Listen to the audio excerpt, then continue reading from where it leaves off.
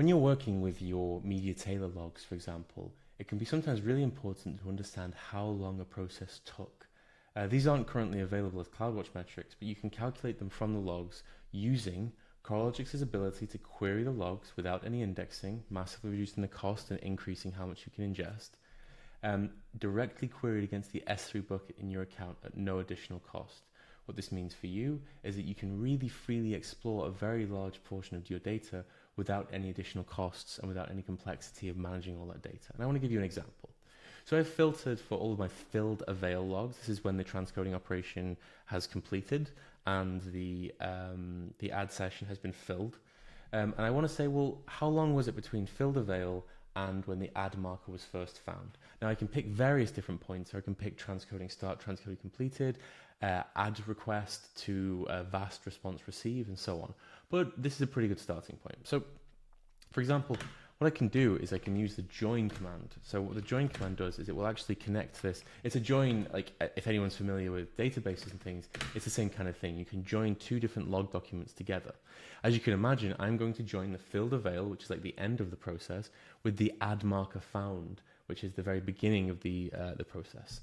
So I can say, let's sort the logs, and let's get the filter event type equals ad marker found. Thank you, also complete there,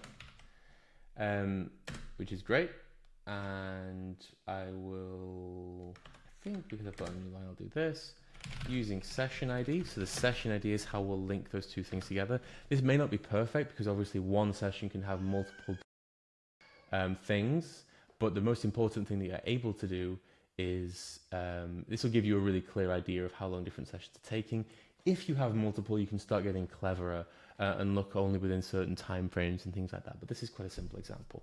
So using session ID, and I want to join into, I'll call the field, I don't know, initial ad marker found, or found, for example. Now when I run that, I have my filled avail and I have ad marker found. And when I run that, what's going to happen is I'm going to have my filled avail logs as I did before, but when I open them, I now have this initial ad marker found section, which is full of the contents of a log here, which is really, really nice.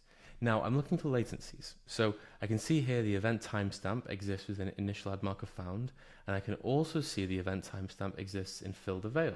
So I can compute latencies from that. The way I can do that is I'm going to create a new field, and I'm going to call it time taken, for example. And what I can do is I can take the event timestamp. This is the from, if you like, or sorry, the to. So this is the largest of the two timestamps. I can convert that to a timestamp because right now it's a string. So I can do that. So create timestamp from event timestamp dot parse timestamp, and then I want to diff that with the initial ad marker found dot event timestamp, and that will also need to be parsed as well.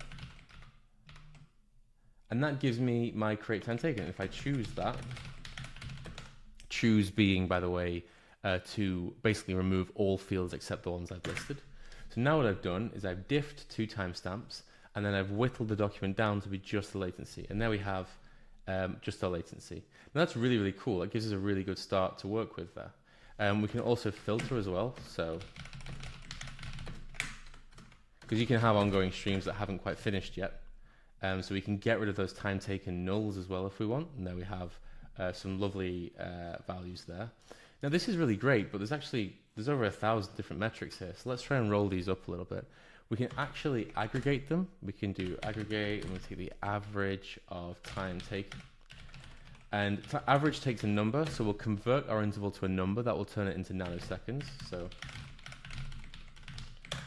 now when I run that, I'm basically going to take the time taken field, and I'm going to crunch it into average time taken nano. This is a single value. And of course, we don't just want nanoseconds. That's going to be pretty painful. So we can actually parse it back in. So average time taken nano with average time taken nano dot to interval, and that is nanoseconds. So we can input that as a time unit. And now when I run this, we end up with a single time interval that represents the average time taken, about 12 seconds, for ads to be filled. I mean, this is really, really powerful. And this was done directly against the S3. We did it, you saw it happen on the video in a few minutes. So no indexing, but still very, very fast queries, fast enough to experiment with your data, fast enough to meet an operational demand.